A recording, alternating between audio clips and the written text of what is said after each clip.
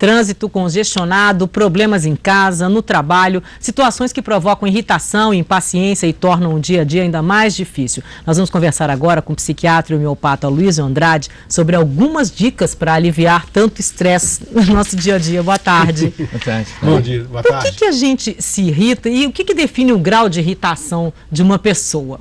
Isabela, a irritação, então, é uma defesa, tá certo? Todo ser humano, ele tem um limite. E quando ou uma situação externa ou quando uma pessoa te provoca um determinado nível, além de um determinado nível, é fundamental que a pessoa, então, demonstre essa irritação como uma forma de defesa, de proteção. No entanto, o que acontece lá? E daí a gente vai ter situações em que a pessoa tem uma irritação, como a gente diz, do nada. Ou seja, coisas muito pequenas que provocam uma reação exagerada. Aí que a gente vai diferenciar o que é uma defesa natural e saudável para que o outro não invada o seu espaço, para que o outro não abuse de você, e o que é, então, uma tendência, uma facilidade a se irritar com qualquer coisa. Mas é uma autodefesa? Toda irritação é uma autodefesa ou não necessariamente toda irritação?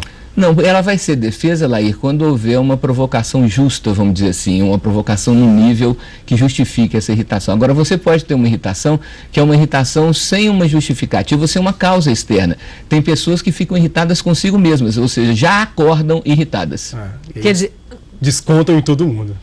Isso aí, lembrar o telespectador, né, que o grande problema da irritação é que quando a pessoa se irrita, ela não fica livre da irritação. A irritação traz mais irritação, ela se retroalimenta. E além disso, a irritação de uma pessoa gera irritação em todos que estão em volta. É como se ela fosse, então, vamos dizer assim, uma bomba que vai explodindo de uma forma seriada. Ela não se encerra ali. Então, eu estou irritado, eu dou um espalho, eu faço uma gritaria e alivio. Não, infelizmente, quanto mais irritado a gente está, quanto mais irritado a gente mais irritação a gente manifesta, pior a gente se sente. Mas o senhor diria que tem pessoas que têm o estopim mais curto que outras? Isso seria um problema para uma pessoa? É uma doença? Olha, não é uma doença. A gente tem sempre lembrado ao telespectador que nós temos os vários temperamentos. Então, a pessoa do temperamento sanguíneo e colérico, que são as pessoas de estopim mais curto, as pessoas mais facilmente irritáveis, são pessoas também que depois que se irritam, tem até um certo alívio. Não vamos dizer que é um alívio, mas tem um certo alívio.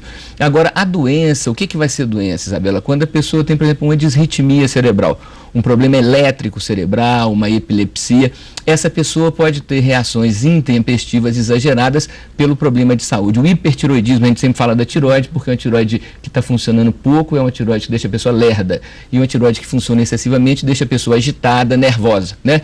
Um outro exemplo para o telespectador, que não é doença, mas é um mau funcionamento fisiológico, é quando o fígado e a vesícula não funcionam bem ou quando o intestino é preso. Nessas situações, a pessoa que tem o intestino mais preso, ela vai ter mais tendência a ser irada ou a ser colérica. E o fígado também, que digere não só os alimentos, mas a vida, faz com que a pessoa tenha menos paciência quando ele não está bem funcionante. Dentro desse conceito de tudo tem limite, há momentos em que a gente precisa se posicionar?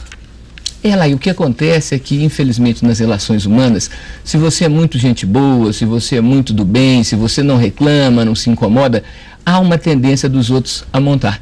Então, se você sendo um cara tranquilo, um sujeito, vamos dizer aí, paciente, se isso aí fizesse com que o outro se tocasse, não, eu vou amolar o Lair até um ponto e não vou passar daquele ponto. Não, mas vai até provocar a sua ira. Então, nesse caso, nós precisamos sim de nos posicionar, não de uma forma agressiva, mas de uma forma a colocar limite nessa invasão do nosso espaço. Agora, o senhor diria que algumas situações justificam uma irritação? Quer dizer, o que irrita uma pessoa e que é justificável? Tem alguma coisa que, sem a gente saber, a pessoa fica irritada, fome, por exemplo?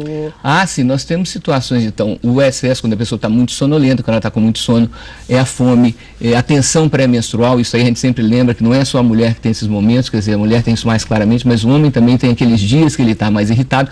E por que a importância de a gente estar atento a isso, Isabela? Porque você faz o Noves Fora, você diz como se ela, hoje eu não estou no bom dia, então você não descarrega tanto. E uma situação, lembrando ao telespectador, a importância da atividade física. Pessoas que nunca fazem atividade física, como nós temos uma agressividade natural de defesa, o que acontece? Se a gente não descarrega isso através da atividade física, essa agressividade, ela pode se transformar em irritação exagerada e em violência. Lembrando que a violência sempre inicia-se a partir da irritação. Quer dizer, quando uma pessoa está irritada, quem está à sua volta também fica?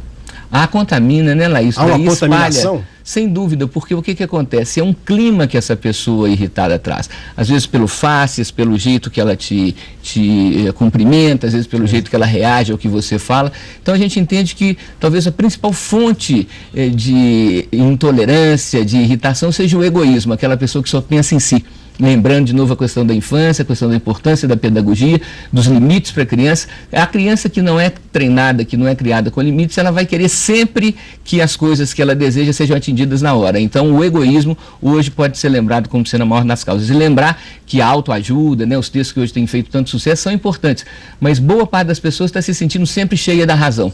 Então, ao invés de ser inseguro e dar sempre a razão para o outro, nós estamos tendo um momento diferente. No trânsito a gente vê isso muito, né? A pessoa entra na sua frente sem dar uma seta, quer dizer, se ela dá a seta, tudo bem, ela está te avisando. Ou então, a pessoa que está do seu lado, você dá a seta, ela não te deixa entrar de jeito nenhum. Então, o egoísmo hoje a gente vê como sendo o principal problema e principalmente esse fato das pessoas se sentirem muito cheias da razão, então o meu direito eu não dou para ninguém, então esse exagero não é bom. Irrita mesmo. Irrita mesmo. Muito obrigado, doutor. Boa tarde. Boa tarde.